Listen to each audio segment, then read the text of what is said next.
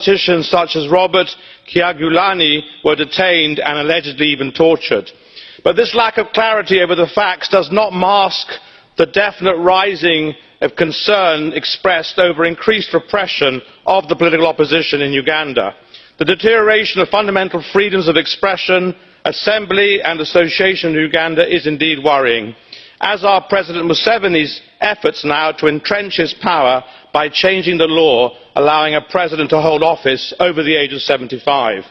Over the next 3 years, before the elections in 2021, the international community must watch closely and call on the Museveni government to investigate all human rights abuses, uphold the rule of law and freedom of speech, and to fight hard to prevent election fraud and corruption. Thank you.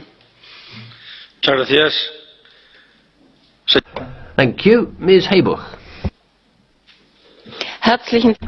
Thank you very much, President.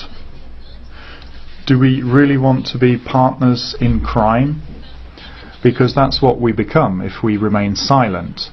If members of parliament, if journalists are put behind bars, if they are beaten in detention and tortured and abuses of human rights, if this happens, and we as Greens cannot accept this, it has to be stopped. We as Greens stand at the side of Bobi Wine. He's not just an opposition leader, he's a figurehead for young people.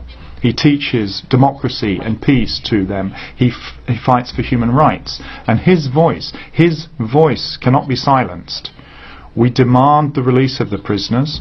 We demand an investigation into the incident and criminal procedures against those culpable, including the police. In cooperation development with Uganda, we have to look at their own Human Rights Commission that they have established and support it so that it does not remain a paper tiger. We have an opportunity to exert pressure, and we must exert pressure. Thank you. Gracias, señora 𝐿𝐒𝐄𝐒.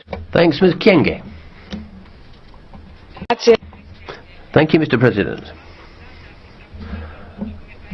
If Uganda is showing that it is a country that will receive refugees, 1.4 million refugees are there today, but we still can't close our eyes to events which undermine human rights. There's now the law of not allowing people over the age of 65 to stand in presidential elections, and President Museveni's been in office since 1986, and despite the fact that he's older than the law permits, he's going to stand in the next elections as well. And violence has broken out all over Uganda because of this, and the police have been at the centre of violence in political demonstrations and debates, and the arrest of Bobi Wine and other parliamentarians from the opposition can't be neglected. People have been injured and have even died. This is an attack on the freedom of expression, and we can't allow fundamental rights to be threatened by violence. I do hope that Bobi Wine makes a quick recovery. Thank you, President. Gracias, señora Sánchez. Thanks, Ms. Sanchez. Gracias, señor presidente. Thank you, Mr. President.